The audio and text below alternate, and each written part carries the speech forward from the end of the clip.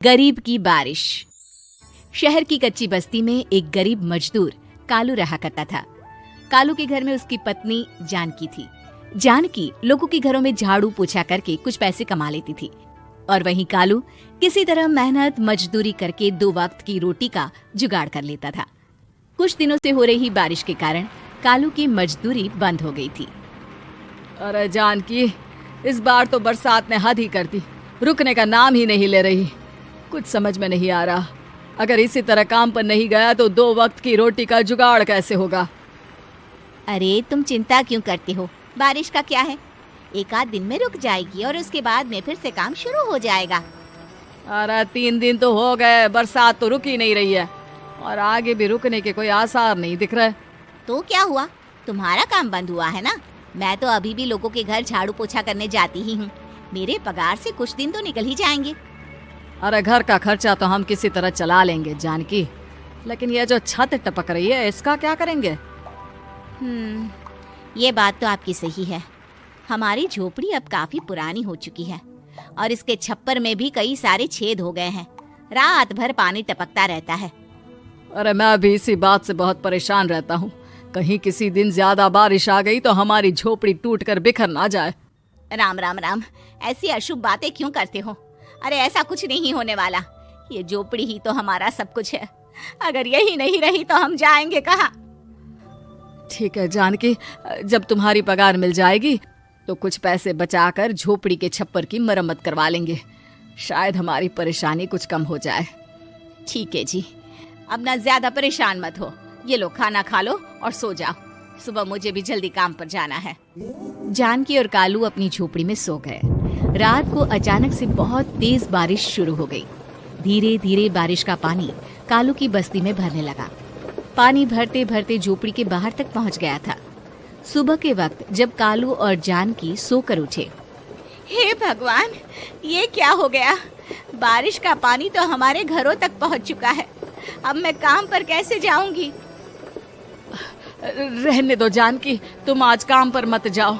ऐसे पानी से निकल कर जाओगी और बीमार पड़ गई तो लेने के देने पड़ जाएंगे। लेकिन अगर नहीं गई तो मालकिन लोग नाराज हो जाएंगे।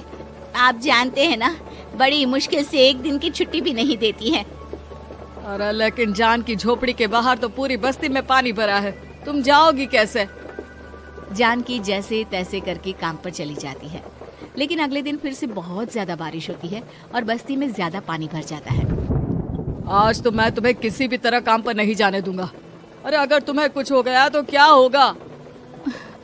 ठीक है, तुम ठीक ही कहते हो, आज नहीं जाती। अगर मालकिन नाराज हो गई तो मना लूंगी किसी तरह। अरे मनाने वाली क्या बात है, जब तुम बताओगी कि हमारी झोपड़ी में पानी भर गया है तो वो खुद ही समझ जाएंगे ना। अगले 2 दिन तक तेज बारिश होने की वजह से जानकी, कालू और आसपास की बस्ती में रहने वाले सभी लोगों के घरों में पानी भर जाता है, जिसकी वजह से जानकी काम पर नहीं जा पाती।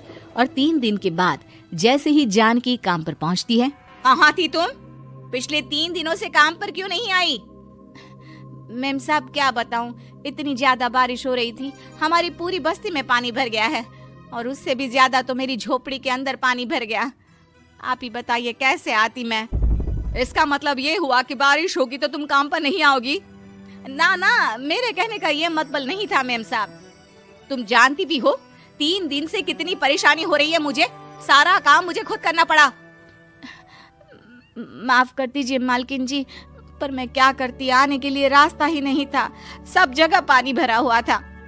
बहाने तो तुझे बहुत बनाने आते हैं। जानकी देख, अगर अगली बार ऐसा किया ना तो फिर काम से हमेशा के लिए छुट्टी।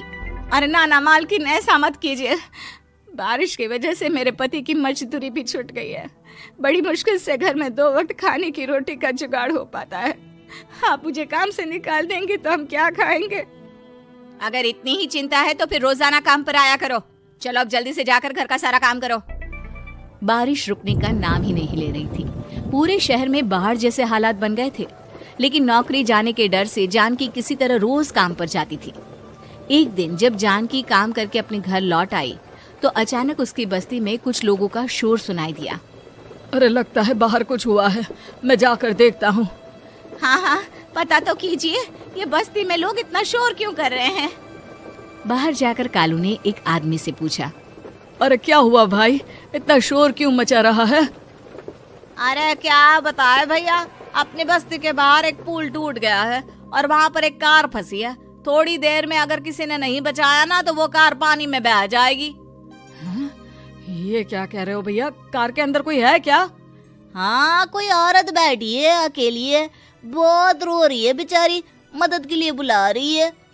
अरे तो हमें जाकर उनकी मदद करनी चाहिए ना। अरे लेकिन इसमें बहुत खतरा है, हमें अपने आप को बचाना चाहिए, पानी कभी भी हमारी बस्ती की तरफ आ सकता है। अरे तुम्हें नहीं चलना तो मत चलो, लेकिन मैं तो जाकर उस औरत की मदद जरूर करूंगा। कालू उस जगह पर पहुंचता है जहां वो औरत कार में फंसी हुई थी। वहां पर पानी का बहाव बहुत तेज था और सारा पानी कालू की बस्ती की तरफ ही आ रहा था। कालू ने एक बड़ी सी रस्सी को पेड़ से बांध दिया और दूसरे सिरे को कार की तरफ फेंक दिया और उस औरत को रस्सी के सहारे बाहर आने के लिए कहा। तभी वहां जानकी भी दौड़ती हुई आई। अरे ये तो मेरी मालकिन है, जिनके यहाँ मैं काम करने जाती हूँ। अरे मैडम जी, आप डरिएगा मत, आपको कुछ नहीं होगा। आपकी गाड़ी को भी मैंने रस्सी से बांध दिया है। थोड़ी देर में पानी का बहाव कम हो जाएगा, फिर हम आपकी कार को भी बाहर निकाल लेंगे। क्या तुम जानकी के पति हो? हाँ हाँ, जानकी मेरी ही पत्नी है, आपके यहाँ काम करती है ना। लेकिन मेम साहब, आप यहाँ पानी में कैसे फंस गई? अब क्या बताऊं, मैं अपनी सहेलियों के साथ पिकनिक पर गई थी, वहीं से लौट रही थी। अचानक पानी का बहाव तेज हो गया और मेरी गाड़ी फंस गई। अरे कोई बात नहीं मालकिन, अब ना आप बिल्कुल सुरक्षित हैं। मैं तो बहुत बुरी तरह डर गई थी, कब से मदद के लिए चिल्ला रही थी, लेकिन कोई मेरी मदद के लिए नहीं आया। भला हो तुम्हारा पति का जिसने मेरी जान बचा ली। लेकिन जानकी, मैंने तुम्हारे साथ बहुत गलत व्यवहार किया। इतने खराब मौसम और बाढ़ में भी तुम्हें काम पर आने के लिए कहा, नौकरी से निकालने की धमकी भी दी, और तुमने मेरी जान बचाई। मुझे माफ कर दो। अरे कोई बात नहीं मालकिन, आपकी जान बचाना तो हमारा धर्म था। देखो जानकी, तुम्हारी झोपड़ी में जो भी नुकसान हुआ है उसके लिए मैं तुम्हें पैसे दूंगी। आज तुम्हारे पति ने मेरी जान बचाई है और आज के बाद मैं तुम्हें कभी भी नौकरी से निकालने की धमकी नहीं दूंगी। आज मैं तुम्हारी परेशानी को अच्छी तरह समझ चुकी हूँ। हम जैसे पैसे वाले लोगों के लिए अपने घर में बैठकर बारिश का मजा लेना बहुत आसान है, लेकिन तुम गरीब लोगों के लिए बाढ़ और बारिश काफी परेशानी खड़ी कर देते हैं। ये बात मुझे आज अच्छी तरह समझ आ गई है। आपका बहुत बहुत धन्यवाद मालकिन।